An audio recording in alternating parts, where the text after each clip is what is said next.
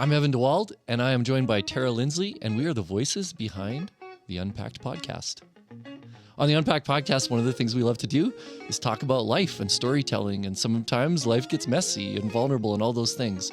So we have conversations with counselors, with psychologists, with industry leaders, storytellers, and just regular humans that are making a difference in the world. Yeah, and we're just hoping to grow and reflect and heal together. So you can find our podcast anywhere you subscribe to your podcasts. New episodes come out every Thursday. Enjoy. Make sure to like and subscribe. See you there. Hey, Tara. Hey. Here we go again. More Enneagram. More Enneagram. I'm so excited. You even have your Enneagram shirt on today. I do. I've got it on. From Sleeping at Last. Yeah. What a great podcast series that is. Yeah, highly recommend if you know your core type, and listen to them all though, because he does songs with all of them and breaks them all down in such deep and beautiful ways. You know what? I was actually thinking about doing a group around it. Yeah. Oh, that would be really cool. Listen to the podcast, you listen to the song, and then we get together and we talk about the type. And then you all buy shirts so we could all be matchy. That's right. And you pay me your money. You give me your money. That's how it works. I wanted the outfit. I have the outfit to be a part of it. But, yes, you know. You're ready. Yeah, I'm ready to be in the group. So maybe we should do that. Maybe our listeners need to say, yeah, you need to do that. Yeah. Need some positive reinforcement. Well, they could. Hey, we've been getting some reviews, which has been really helpful. Oh, we have? Yeah. Like good reviews? Yeah, I think only the good kind is what we ask for. We did ask people if they don't like it to just keep them, if you don't have something nice to say, don't say anything at all. That's actually my mom never. She didn't say that? No, she wasn't really like that. Yeah. Hey, I was talking to my mom yesterday. Yeah? Oh, she started telling me some stories about her growing up, and like she went to a one schoolhouse that all the kids, they had to like carry wood in before class, that kind of stuff. Yeah. I think we should have her on. That'd be really fun. I definitely have some questions for your mom. Oh, yeah. She's a good storyteller too. Yeah, she really is. I think it's where I get it from. Oh, yeah. You think so? That makes sense. But here's the thing. It'd be tricky if we could get her on because she typically is pretty quiet. I know she doesn't really like to talk about herself. No. So we'd really have to work on that. But she has the best stories. Yeah, I believe it. And she is like such an advocate for people too, which is really cool. That's right. She totally is. But that's what we should talk to her about. Does Linda listen? Because I think Linda listens. My sisters listen. Well, they'll tell her then for maybe us they'll too. Be like, hey, Evan was talking about you. And then she'll listen. Okay, Evan's sisters, we need your help. Actually, I'm pretty sure my mom listens. Oh, good. My mom does too. It's a mom thing. There are some duties you just never, you always have to listen to your kid do their school project. And so I think she probably is listening, but it'd be fun to have her on. Yeah, I would. Today, though, subtypes. We're going to talk subtypes, and subtypes are interesting. Yeah, they really actually help add another layer and depth to your number. Yeah. In a lot of ways, if you think about it more like this, it's like you got your type and then you got your subtype. Subtype helps you to understand kind of where does your energy go. Yeah. And sometimes when I talk a little bit about it with subtypes, it can be like, this is the pair of glasses you wear. So you are a 7, but you're wearing a set of glasses that makes you a self-pres 7. Right, because the subtypes include the 3 basic instincts. They do. Exactly. Which are... That's the self-pres, the social, and or the one-to-one. And some call it pioneering. And they play out differently in every type. Absolutely. Okay. Absolutely. And you have like these stronger areas in each one of them. Mm-hmm. That's why I love the Enneagram. It's just so deep in terms of like giving the kinds of tools to dig deeper into your own life. But it also provokes and asks questions along the way. And the subtypes really do help you kind of go, oh, well, how do I live out my one-to-one instinct as a 7? Because the one-to-one instinct looks different in a 2 or a 5 or whatever, those kind of things. And so you get to see some of that. So a little bit, that's what we're going to do. We're going to kind of like give a brief description here in a few seconds on this when we hit the ground running here. And then we're going to go around the whole wheel and come like, this is where your energy goes if you're these types. And so it'll be rapid fire. Yeah, it's going to feel quick. We have another episode on instincts, so you can listen to that. That's just more general. So if you don't even know your type, that one just gives you a sense of what you're dominant in. Mm-hmm. But this is really helpful if you know your type. Like for me in particular, mine is what you call the counter type. So it looks kind of different than a typical 2. And I found that really helpful because there were parts of the 2 that I was like, well, yeah, kinda. Like, I'm not obsessed with helping everyone. Yeah. And this was actually a great way for me to understand how this plays out because I still have the motivation that's the same, but it looks different. Yep. Great example. Really good example. Anyways, this is going to be fun. Yeah. Hey, you know what else I've been saying? I keep saying this is going to be fun. Yeah. But you know what? Growth work? Hard. Have you been seeing my stories lately? Yeah, we listened to a few podcasts about it too. So yeah, I'm with you. It's hard. Yeah, leaning into the things that, really the areas where maybe our blinders are up. Yeah, the discomfort. Oh, it's uncomfortable. It creates tension and all of those kinds of things. And I think I've been feeling that in my own life. Yeah, and I think we have to remember to be kind to ourselves in that process because it's really hard. It is probably the most important part, is to be good to yourself along the way and give yourself that chance to learn, and maybe sometimes learn, maybe not always the most awesome thing. Yeah, the truth is sometimes hard to hear. Yeah. But it is freeing. It is. And I really do think it changes and reshapes the way you experience your life, the way you experience your relationships, the way you experience even what your future is going to look like. So it is hard work, but I think it's worth it. And I've been trying to say that in my stories, but Yeah. Yeah. Sometimes growth is hard. It is. Yep. Hey, we're so glad that you always decide to join us. And we really love that some of you out there, gold star for you, leaving us a review. Yeah, we're hoping that you continue to do that. You continue to like, subscribe, follow on iTunes, Spotify, and wherever you listen to your podcasts. Yeah. And share it too. Oh, yeah, let's share it. How about that? Hey, enjoy.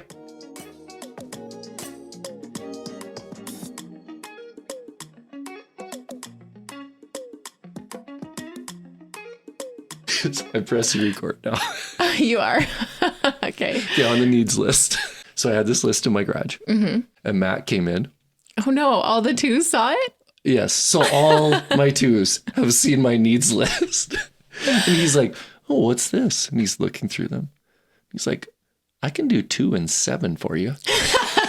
I was like, that's not really how this works. And so I tried to explain to him a needs list, that all 2s should come up with a needs list. They shouldn't.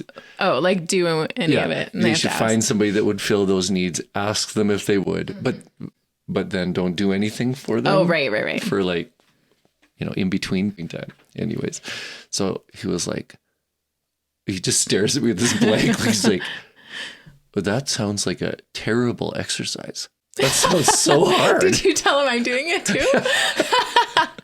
That's probably a good reason to try it. I was like, you could ask Tara. She's already into her list.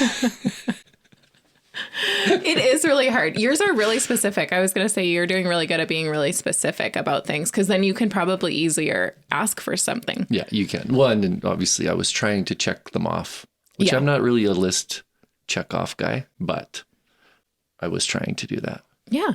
Mine are more generic, but I think it would be helpful for 2s to have an ongoing generic thing. If you don't know what you need, you can look at it and be like, oh, what would be comforting right now? Or what would I need right now to meet what I'm experiencing?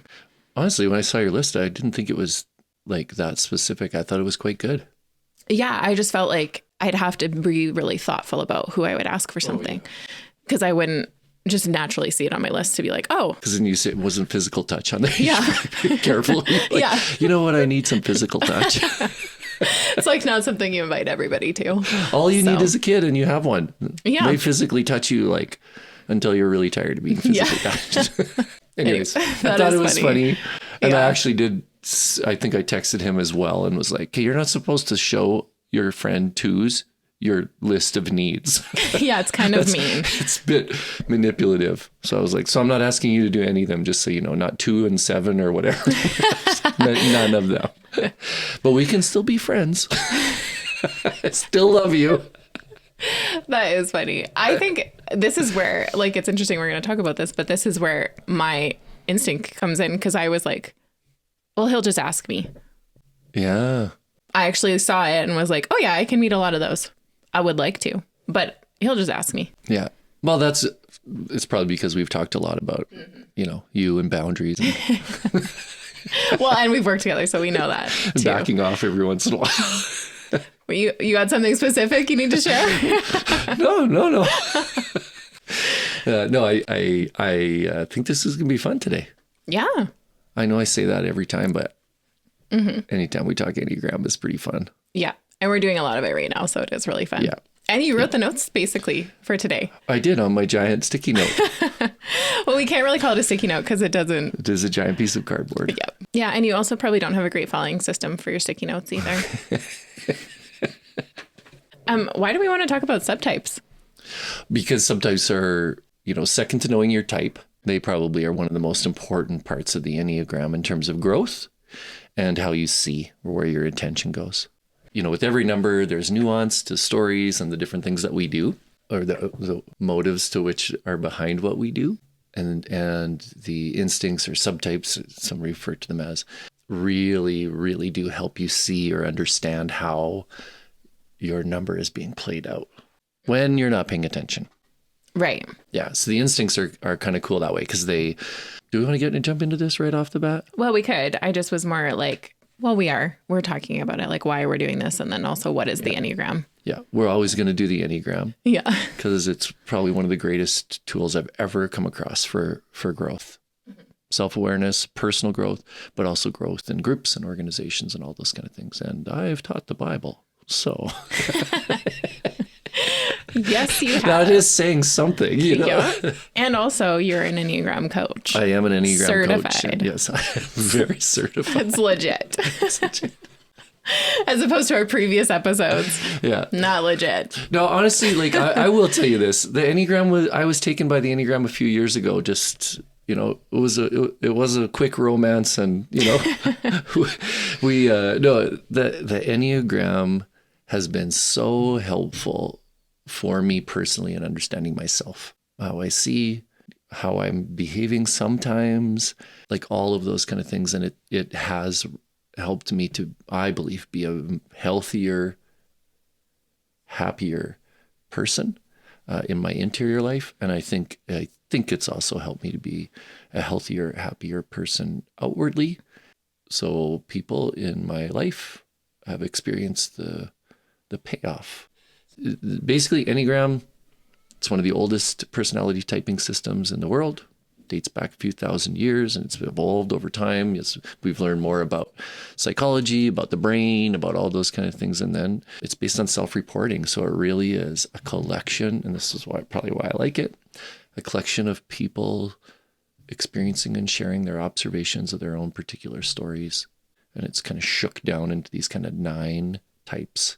I used to talk about it. It helps you to understand how you see the motive behind your behavior. But I think we're going to start using more language like this is where your energy goes. Yeah. Yeah. It's more of a natural way of talking about it. Yeah. It also has helped at work and in your personal relationships. So other people knowing their numbers and very much so paying attention to that. So too. the gift of really doing Enneagram work is you grow empathy. Say more. Couple things I'm learning from bunch of things I'm reading recently, but there's scientific proof that when you empathize, not sympathize, empathize, and there's a difference between, you can, Google Brene Brown, she'll clear it up for you. Sympathize is to actually look at somebody's story and be like, oh, that's sympathizing somebody. Empathizing is actually entering into somebody's story and walking with them. Not fully, but walking with them in the emotions that they are experiencing. There's scientific proof through the study of the brain that when you empathize with somebody, it wakes up the same part of your brain as their brain. Really? Yeah. And it creates a connection. So when Theo, like little Theo, is feeling sad or whatever, and you are able to sit down and empathize with them, you literally are making a connection with them. That's so cool. Yeah. Scientific. But I love that one. I just believe we're all wired for connection. And I think a lot of the way that we talk about things is how we are experiencing a lack of connection in our culture and with others. And like one of those ways is to listen and hear each other's stories so that we can make that connection. Yeah. And have compassion for how we see the world differently. Yeah. And in a way, we're going to talk a little bit about connection with others and groups and all those kind of things. A lot of even what we're talking about today on the instincts is about connection. We have talked about the instincts before, and we have some episodes on the Enneagram. But today we're really going to focus in on like actually using the Enneagram with the instincts and breaking down each number. So we're going to do the number and we're going to explain here's how this instinct, or some general ways that this instinct gets like lived out or directs your energy. And we're not really going to talk about all the different core numbers, like giving really good descriptions of them. Let's just do like a sentence or two to remind people, and then boom. So if you don't know your number, it might be helpful to know it, or you can listen and just try and hear how your instinct might play out. Yeah. Or you want more description on each of the types, you can go back in some of our episodes there. They're in there. Yeah. They're at the top of the list on our website, aren't they? I have them in a few places. I also made a playlist on Spotify of all the Enneagram episodes. So if you're a Spotify user. Have I ever mentioned how good you are at this? Okay, I don't want you to delete this, but this week you did this. You sent me a text and you said, I think you should update your Instagram bio and it should say this, and here are the words it should have in it. You did that. And I was like, oh yeah, whatever, I'll do it. I don't understand why, but I'll do it. And I put it in, and almost immediately Recess Creek jumped up. In the search on Instagram, yeah. Do you want to do a quick description of each of the like generalized we instincts? should do that. Yeah. And then we'll just like start hammering through each of the numbers and the way that the energy goes and all those kind of things. Okay. So I'll start this way. This is why I like the instincts, because they are instinctual. They are things that you do kind of without thinking about them too much. They are not intuition. I want to make very clear. This is not intuition. This is instinct. Intuition is something that you do based on information that you have from the past. So you have an intuition about something. It's probably based on information that You're kind of just like wowing me with all your new facts right now that I haven't heard. I like to wow people. I'm sure people feel it's wowed. I'm not trying to take that away from you, but I usually hear all this info before you actually say it. Yeah, go figure. I'm off the. It's because I've been alone a lot. And I haven't been in front of you as much. Anyways, go ahead. So intuition is right. It's based on the information that you have from past experiences, and you're applying that information to the current context. So you have an intuition about a person, you have an intuition about whatever, all those kind of things. An instinct is something that's just happening. You're just doing it. So the three instincts are the self-pres, the social, and the sexual, or pioneering is used more in corporate language because some people get all worked up over the word sex. Or one-to-one. We've talked about it like one-to-one. Or one-to-one. Okay. Yeah, it's the other way of looking at it. We'll jump into it. So the first instinct that you grow is the self-preservation instinct. And there's kind of like three general ways that works. So I'm just going to give you the 3 points inside of there. One is their home. They take very good care of their home. They like peace. They like comfort. They like those kinds of things that make them feel safe. With that goes like health and wellness stuff. So self-preservation people are pretty concerned about what they put in their body. They typically know what they're putting in their body, that it's good for them, all of those kind of things. Self-preservation people enjoy getting the proper amount of rest and even water, like water in a day. Like we're sitting here, you have a water bottle. I think there's a lot of water in beer, and I drink beer pretty regularly. Just joking. But I kind of have to remind myself to drink water. And you're just carrying your water around, drinking it all day, and that's a self-preservation thing. They work out to be healthy. And then the last kind of subcategory of that self-preservation is the resources. So they do to keep pretty good tabs on what they have. And they typically have a backup resource, toilet paper, those kind of things, but also other things. They're good at understanding their banking and, where their money is and how their money is operating and all those kind of things. And it's of course, in an effort to be thinking forward, but it's an effort to also feel a sense of safety. So that's self-pres. The social instinct is grown kind of second in us. Like lots of kids learn social instincts when they're going in preschool and kindergarten and all those kinds of, like Theo, right? He's learning how to work with other kids. Yeah. But he's coming out of his self-preservation instinct. So mine is mine, and I want mine, and I want my way, all those things. But now he has to start learning how to work in the context of a group. So he goes to preschool, and going to preschool is all about like learning how to socialize with others. All of that stuff, how to share, all that kind of stuff. So the way that the social instinct, those kind of 3 subtitles that operate underneath is first, they read and interpret.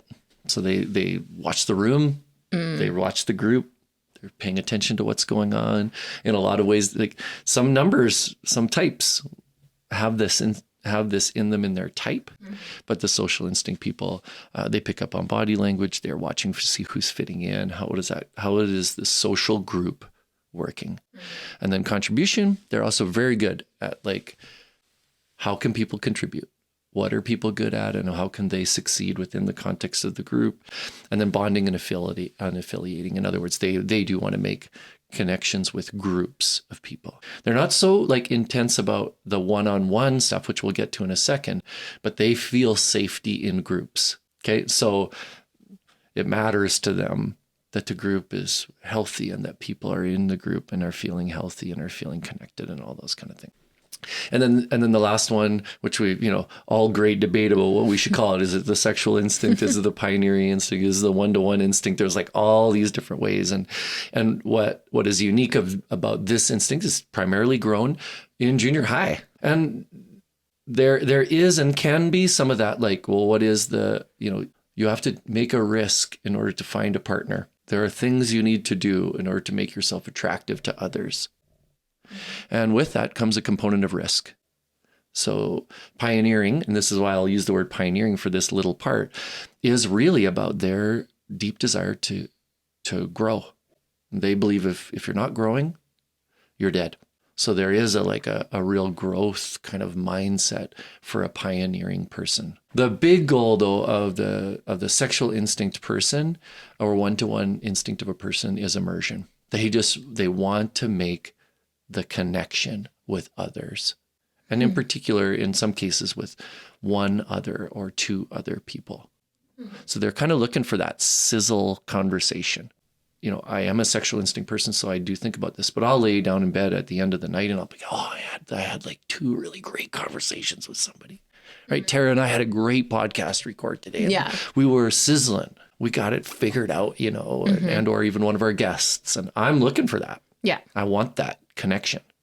Even when I work on teams and all those kind of things, I'm looking for, okay, who can I call? Who can I connect with that would help to grow this kind of thing? And then the last thing that pioneering or one-to-one people do is they broadcast, which is kind of an interesting thing. Yeah, that's an interesting The description I would give is it's like fishing. They'll like cast a line out there to see who and what they can catch and kind of draw back towards themselves. So a pioneering person, might say something that's like kind of shocking to the group. In a way, the sexual instinct in them is trying to see, like, will you go? Who in this room will go with me there? And it's not always creepy. It's not the word sexual instinct. We get all screwed up in our heads, but it really could be more like, I'll even do this. I'll share something really difficult or hard that I've experienced in the last week. And I'm kind of looking to see, like, who's a deep enough person here that's willing to go to that place? And it could be other things as well. And it's not always conscious. No, it's definitely not always conscious. And immersion and broadcasting, like this thing that's happening for real, it's going to sound a little bit when we get into the types that it's all about like finding a partner. Yeah. Can you talk about that? Because I came here and I was like, okay. Yeah, tell me about this. I need you to tell me more about the one-to-one types, because this feels like the descriptions in specifically when it comes to the numbers, they talk about trying to merge with your partner or a potential partner. Yeah. And it sounds creepy and obsessive. Well, not even just creepy, but it also just is like, well, it leaves out so many groups of people, but it also means like, I was just like, well, I don't know if that's really true in all long-term relationships. Like, it's not like, that's not real. Yeah, no, it really can be about like finding the intensity around a shared common topic. Right. Or hobby or whatever. I'm like this. I'm looking for people that'll talk to me. Let's talk Flames. Let's talk hockey. Like I care about this. I want to see the team do well. And right. And so there are people out there that I have this kind of relationship with, and that is kind of how that works. So it's not like, it's not weird. Yeah. Or just about like your significant other is what I was trying to ask, is like all the descriptions. A lot of times you see it about just your significant other. And I was kind of like, well, that doesn't apply then at work, and that doesn't apply with your friendships or any relationship you have then. There's like, you know, you can imagine stereotypes about all of them. Absolutely. Absolutely. Do you want me to give you the example? Do you want the party example? You want the gym example? No, I like the party one. Okay, so here it is. Okay, so self-preservation person goes to a party. They walk in the door. They know where the bathrooms are, the exits are, and the snacks are. But they don't eat the snacks because snacks aren't healthy typically. And they go home early because rest is important. Right. And they may bring a snack. Yeah. Of their own. Gluten-free, something they can actually eat. Just a little inside joke there for Tara. Okay, so a social instinct person goes to a party, or rather throws a party. They have arranged who should bring the snacks, what kind of snack. And they're typically based on what people can make and what their skill sets are. They know who can play the games or lead the games, all those kind of things. They also know who's connecting at the party. They stand near the snacks because typically everybody will eventually walk past the snacks, and that gives them a chance to have that quick social connection. And it's just really important that everybody fits. And incidentally, they often will throw the party. Yeah. Because it's important, and they find safety in groups. And so they bring their people together. And then a pioneering or a sexual instinct person is typically walking into the party, and they are looking for somebody that they can make a deep connection with. So you might find a sexual instinct person and with another person talking about something off in the corner, you know, talking hobbies or talking about the Enneagram, right? or these other topics. Then they really are looking for the intensity that comes with that conversation. So those are some of the like ways in which it plays out. So now we've got those. Yeah. 1 second though. I was going to ask you, can you talk about like how they're all present? Oh, yes. In us, and how the stacking kind of works? Yeah. So you have all three instincts in you, and because you've grown them all, but you do have a dominant one. In other words, one that predominantly comes to the surface without thinking, instinctually comes to the surface without thinking. So if we think about them like stacks, you got one at the top of the stack. Then you have one that is in the middle. And then we have one that's like, there's different ways of describing it, has fallen away or is neglected. The middle one typically supports the top one, and the top one gets used without trying. You can have people who are strong in two instincts, and it can be very difficult to do the self-awareness work of finding, okay, which is it? I was one of those people for sure. So were you. Yeah, I am. Yeah. Right. That we have, those two top stackings were quite high. I actually did an online test through the Art of Growth, which is where I got certified. And my percentages were exactly the same, and it required months of work to try to figure it out, and only to realize that really probably my social instinct was strong, because that was ultimately my job for 28 years. Yeah. So I have been trained to think about the group. And so I had to do a lot more work that way. Does that make sense? Yeah. When we think growth, though, if we neglect one of our instincts, eventually we don't grow, because we can burn out, or we can overdo something, and we can cause harm, and some of those kind of things. So understanding your dominant, neutral, and neglected instinct can be really important to growth, so that there are times when we are catching ourselves being ourselves and reminding ourselves, okay, I am neglecting this part of me. If you neglect your sexual instinct, if that's your neglected instinct, it can be there can be times, right, where you have senses in your own interior life where you go, nobody knows me. I'm not known. Yeah. And it's simply because you didn't tell anybody. In a deeper way. I'm being sarcastic, but it's but in a you deeper never way. let anybody in. The same with self-pres. Like, self-pres is my least one. I'm not carrying water around with me. There's some physical things that I actually need to regularly do to take care of myself. And then the same with the social instinct, right? If it's your least thing, then you're always avoiding groups. Well, then when do you empathize? When do you actually find the places of connection with the world and with others? Yeah. Okay. The numbers? Oh. Are you ready? Yeah, I'm ready. We have to do this somewhat. You're going to say fast. Look, I was going to say fast. We want to do a little bit more rapid fire. Yeah. We're not going to go through the numbers in depth, and we're just going to really give like brief, like where your focus goes. Cause that's what we looked at. Yeah. We didn't look at like the full, there's more descriptions to subtypes. So if you're curious about yours, like we should say this, when we were trying to figure ours out and our stacking out, it was a long time and a lot of podcasts, and we would listen together, and then we would talk about it, and then we would try and look at it again. And then you make your spouse listen to it so they can tell you. And that doesn't work for either of us.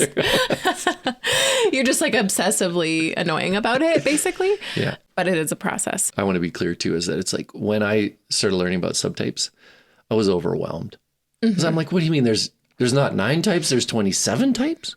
So in a way, this is a better way. You have a type and you have a particular way that you live out that type instinctually. Yeah, it is. Yeah, you can tell really easily. I would say too, for me, I really felt more known and more understood my type, because there were things about the 2 that I was like, that doesn't fit. But then when I understood the instincts, I was like, oh, this is how it plays out in a 2. I can see that. Well, and let's put this caveat on it too. There are different times in your life where you have to turn up the volume on different instincts. Like I definitely would say the last 2 years through the pandemic has turned up the volume on people's self-preservation instinct. Yeah. Whether they liked it or not, they had to. And to varying degrees. So to be clear, different stages of life, different things going on in culture do cause us to like, these instincts can be stronger or weaker. And that's part of the growing, maturing. Like we are growing humans. That's the goal. That's why we use the Enneagram. So today when you're listening, if you're listening and you're going, I want to grow, the first point of contact is to figure out where you're at. Yeah. We're going to start at the 8s today. I know. Yeah, I like that. Yeah, we do that because of the centers. Yeah. So we're going to do the body center first, which is the 8s and 9s and 1s, and then we'll make our way around. Okay, so big description of 8s is the 8s, they're big picture people. Their attention goes towards the big picture of kind of what's going on. So they would typically avoid the emotion. Makes sense? So self-pres. Here we go. Let's try to do them always in order. Yeah. Self-pres. Well, that's how our notes are. So hopefully they're all the same. Then we'll know if I'm way off track or okay. not. So self-pres 8, they're looking for that they have the necessary resources to stay safe. It's important to them. They're protective, especially of their family, their friends. They'll often create like their own little territory, so to speak. I don't know how else to say it. For those and those that they love to be inside of, they're usually good with business. Less vulnerability when you're getting things done. Okay, interesting. So that's that 8 doesn't avoid vulnerable situations. Self-pres, avoid vulnerability by planning, prepping, all that kind of stuff. The social 8, they are looking to who needs protecting. So they are looking for the vulnerable. They're looking for those kind of people. They can often be really assertive. They'll rebel against things if they think that the underdog is not being taken care of, or noticed, or any of those kinds of things. Yeah, look out. You bet. They'll stand up for what is right, and they will do it to their own detriment sometimes. But it is important that we have these people in our life because there's a lot of broken things. Yeah, and they help us to pay attention. They often, social 8s often find themselves in leadership roles because they can be assertive, they like big picture, like all that kind of stuff. And they're good at telling people what to do. And when they figure out what people are good at and they can tell people what to do and what they're good at, they can lead a team like crazy. It can be really awesome. And then the last one is the pioneering. Should we use pioneering or sexual? Yeah, I was going to say too, it has, we were talking just they're a little bit more gentle when they're taking care of others. Yes. The social 8. They're taking a little bit more advantage of their 2 capacity. And then the pioneer, the sexual instincts is, and this one may or may not sound great to you, but it's a lot about power and a little bit about control. This type wants control over their partners, their significant others. They want to make sure that everything is like close to them. They don't want to risk vulnerability that would come with somebody being outside of that. And they'll assert themselves. They'll use force to kind of get things done a little bit more. So there's an intensity about a sexual 8 that is most definitely there. They occasionally have a really difficult time adapting. to some other plan. That's not theirs. That's not theirs. Yeah. Yeah. So a lot of people find themselves tiptoeing around a sexual 8. We should say too about 8s. I think men who are male 8s are celebrated a lot more in our culture than female 8s. Yeah, they are. Yeah, because if you just listen to some of those things, this sounds like a big corporate person. And what do we think of when we think of big corporate? Old white men. Yeah, we do. Although this is what's fascinating. Even some of my corporate clients, women. Yeah, and they're investing in the care and growth of their employees. And I guarantee you it's going to pay off. Can't just say, no, come to work because I pay you. It doesn't work anymore. Yeah. And I would say too, like working with Kristen, like she knows how I operate and she learns that very quickly with people and then can get you to do what she needs you to do. She's like bringing you along in the plan. If you go with an 8, they have a good plan often. Well, and this is what's interesting is some would say, well, that sounds like manipulation. Except an 8 doesn't manipulate because she's telling you what she's doing. It's very upfront. Legit telling you what she's doing. Like we're being specific to her, but that is what is happening. It's pretty true of most of them. 8s. Yeah. And then sometimes we go, well, that, we get all upset. And it's like, well, it's the only number on the wheel that just told you. They're being direct enough. Yeah, told you the truth. Yeah. And if you can see 8s, like we have such a love for 8s, but if you can see their heart, like it can come across aggressive.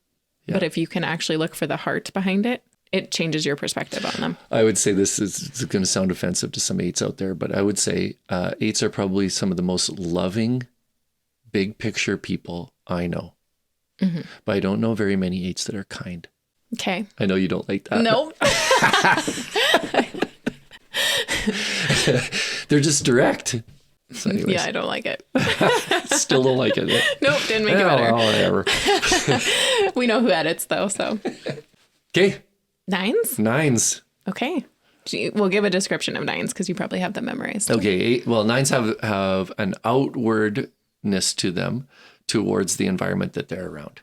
Mm-hmm. The Star Wars is, they are looking for the disruption in the Force. My husband will love that. Now we can tell him to listen. Like, yeah, because they are essentially seeking peace. They also are identifying the disruptions to the peace. Mm-hmm. Internally and externally. And kind of depending on their instinct or their subtype, they would see it more, right? Mm-hmm. So here we go. This is how it plays out. So in a self-preservation 9, they're mostly about comfort. Mm-hmm. And they're looking for their comfort. They can become blind to other people's stuff that's going on and focus a little bit more on their own level of comfort, safety, home, all those their interior peace.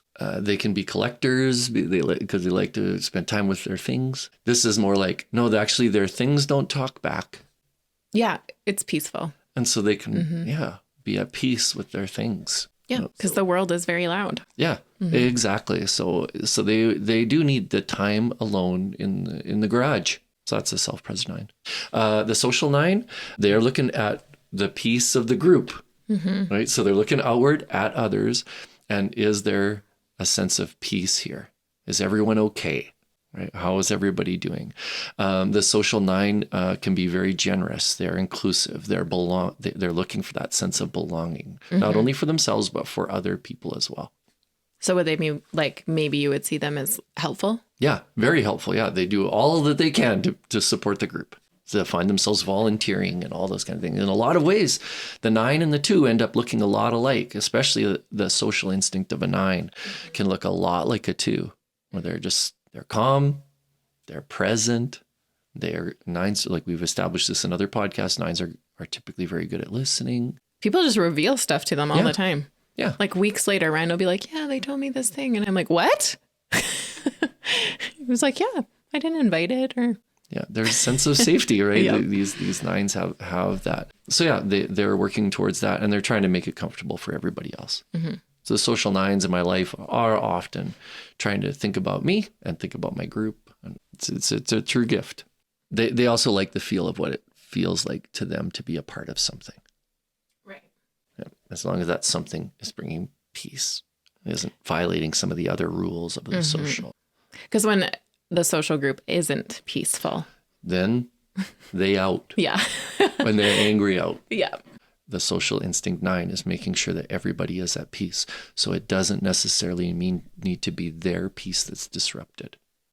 Oh, interesting. That's a good distinction. Yeah. So if somebody else is not at peace because of something that's happening, because the 9 merges, which is a different podcast, but the 9 will connect to that feeling. And that can be really, really disruptive of peace. Yeah. And they're internalizing all of that stuff along the way. Okay, the sexual instinct or the pioneering instinct of a 9 is to focus on specific people. And this is like, they're the most intense mergers. They'll merge and kind of collect up what somebody they've had a sizzle with is going through, and it's almost as if it's their thing that's happening to them. Right, so it can be a bit of a challenge. They'll often align their desires and attitudes with other like important people. So a significant other, a close friend, a boss, a work colleague. Like, remember, we're thinking instincts at work. Yeah. Right. So these kinds of people will really connect with the wounds of, the person on the other side of the cubicle that they eat lunch with and have built relationship with and connection with. And, if that person is whatever, getting disciplined or maybe getting some bad reviews at work or whatever, then I will feel that this unsettledness in their own life. It's not theirs, of course, but they feel like it is. Yeah, it's hard to separate. And once you feel like it is, it doesn't matter. Yeah. If it's yours or not, it's real. Yeah. That's what I mean by it doesn't matter. It matters, but you're going to feel the same emotions. If you're a 9 and you've had a sizzle with somebody who's getting disciplined or is in trouble, it's hard. Really, really hard. 1s? Yeah. The 1s focus on errors. Because they're the perfectionist, they are trying to see what needs to be fixed. So their attention typically does find itself going towards errors. Unfortunately for the 1, this is the first time I ever heard a professional describe the 1. My heart was broken for them. Yeah. Because 1s have a pretty loud interior voice, interior critic that often points out their own mistakes. They're looking at right, they're looking at wrong, they're looking at good, they're looking at bad. In fact, one of the interview questions that I ask when I'm doing a typing thing is, how do you feel about right or wrong? And then people go, oh no, what do you mean? And I'll go, well, okay, well, how about this? I don't know, how do you feel about gray? Is there a color gray? And they don't, well, yes, there is a color gray. Do you see gray for the purposes of turning it into white or black? Or are you just comfortable with, this is just a gray area? And most 1s will say, no, I think there's a right and there's a wrong. Yeah. So they're trying to figure out how to move that thing away from gray. Starting with themselves. All right. So the self-pres focuses on things wrong and mostly things wrong in themselves. It's an interior way of looking at them. So they'll focus on ensuring that everything they do is perfect or as perfect as possible. So they are the true interior perfectionists. Their critic screams at them. Ugh. Yeah, it's hard. It's hard, but they can work. This is part of the growth thing. When you know that, if you're a self-pres 1 and you know that, then there are moments when you're inside of your head, and it feels like you're just beating on yourself. And of course, there's work to be done then around being self-compassionate and towards yourself and figuring out those things, and also recognize that it's like, oh no, not everybody has an inner critic that's screaming at them like this. So that you can hopefully turn down the volume a little bit on it. So unfortunately, these folks see themselves as quite flawed individuals, and as a result, they will try to improve themselves. And it could become an obsession when really they need to make friends with their inner critic. My advice to people who have an inner critic that's too loud is say, you're listening to the specifics of that voice, and the specifics are not helpful. In other words, let's channel the 8 and see the bigger picture of what's happening. Because in the bigger picture of what's happening is you get to see all the beauty that the 1 has contributed to chaos, to clarifying and cleaning up chaos. But if you only focus on the specifics, then all you see is the imperfection. The social instinct of the 1 is that they want to model the goodness to others. that there's a right way or a best way of doing something. So yeah, this trait can make it hard for them to adapt into new situations because they, of course, in a new situation, they see the flaws that are in that situation first. But once they build and connect with people socially, then they can start to understand and see places that they can help bring order to chaos. The sexual instinct person or the pioneering person, often their attention goes towards other people's mistakes and the flaws that other people are making. So it's like, yeah, you can hear in the differences in them. Yeah, it's a little bit more sizzle, and so they are likely pointing out those errors, what others need to fix. Okay, it's also common for this type of people to feel jealous towards a partner or to others who seem more like self-expressive. Because remember, the pioneering instinct wants the sizzle. They want the deep, intimate relationship. They want the sizzle, but because they're critical of themselves, they're critical sometimes of the group, and they're critical of the other person, it's like just too far out there. Like they just can't get the thing that they want and deeply desire. So in the context of a work environment, all those kind of things, if you're a sexual instinct one of the things that you need to do is actually work at the close relationships that you have with others. So you see them as the human in front of you before you see the mistake they made on the report that was sent out or all those kind of things. You want to see the beauty of that person. It's like the antidote. It's the antidote. Yeah. Kind of interesting. Fun. Hey, Tara here. We're so glad you decided to join us on this week's episode of Subtypes. We decided to cut this episode into 2 parts. As you can tell, it's already going long, but we really did want to spend the time to set up the Enneagram as well as instincts so you could understand where each of the subtypes' attention goes. We're excited to have you join us next week. Don't forget to subscribe so you get it right to your device. See you then. Hey, thanks for joining us. We'd love if you take a moment to rate, subscribe, and review the show on Apple Podcasts, Spotify, or wherever you listen to podcasts. Again, thanks for listening.